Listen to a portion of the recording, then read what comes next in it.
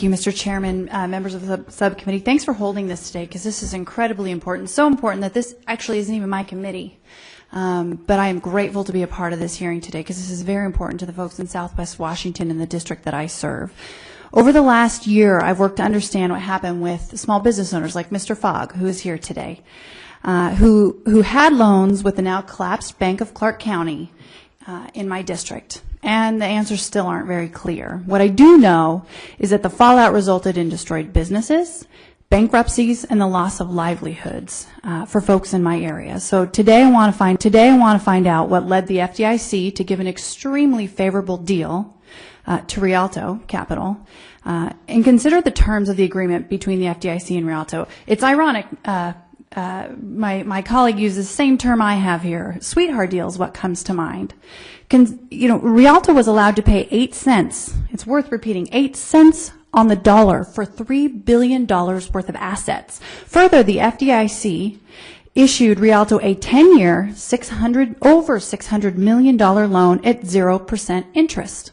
That's a great deal.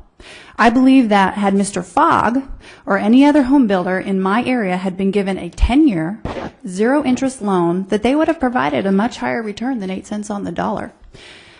Instead, most were left to deal with Rialto, who, and excuse me, Mr. Miller, I know that you said you work with a high degree of respect and decency. I can give you case after case. I've been in office 15 months, and this is the one where I've had case after case after case. My church came to me and said Rialto won't negotiate with us. And I got to tell you, they're not a for-profit entity.